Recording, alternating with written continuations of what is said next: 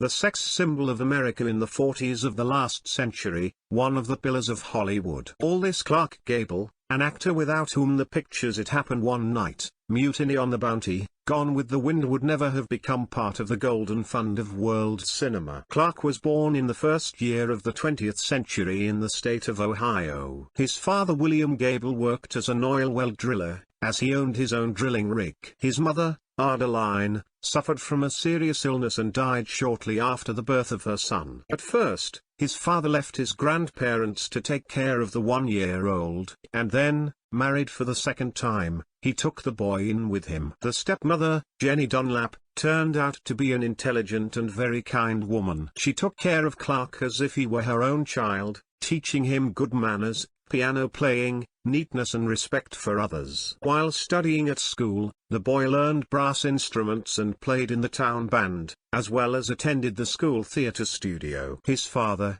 having learnt about his son's hobbies, bought a farm on which Clark had to work from dawn to dusk, so that there was no time left for his favorite activities. William believed that this was the way to make his son a real man. Maybe we wouldn't have recognized the great actor if it hadn't been for Jenny. She stood up for her stepson, explained to her husband that the guy wants to become an artist, and William gave in. And many years later, Gable called the best time to live in the house of his father and stepmother, who turned out to be the most dear to him. At the age of 16, Clark decided to start an independent life. He moved to the city of Akron, where he got acquainted with the artists of the local theater. Once they invited him backstage during a performance, and then the young man finally realized that he was not interested in anything but an artistic career.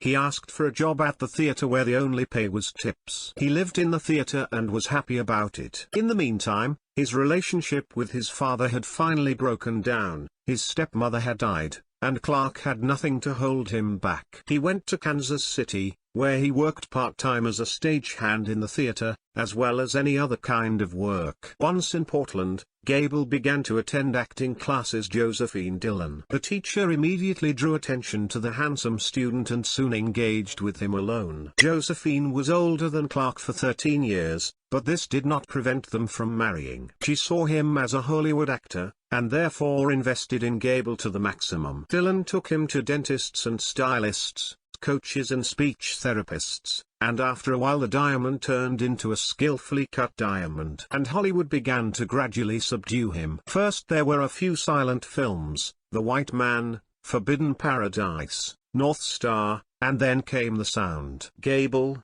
who by this time had already divorced Josephine, signed a contract with Metro-Goldwyn-Mayer and starred in more than a dozen films in 1931 alone. However, the actor's relationship with the studio did not work out, and he moved to another, Columbia, which at the time was considered second-rate. Nevertheless, it was there he starred in the film It Happened One Night, which brought Clark Oscar for Best Actor. But the tape that made Gable a favorite of all time and people's, was undoubtedly Gone with the Wind. His last work in the cinema was the film The Misfits, where Gable played with Marilyn Monroe. These shootings were given to the 59-year-old actor hard, and 2 weeks after their completion Clark Gable had a second heart attack. The King of Hollywood did not become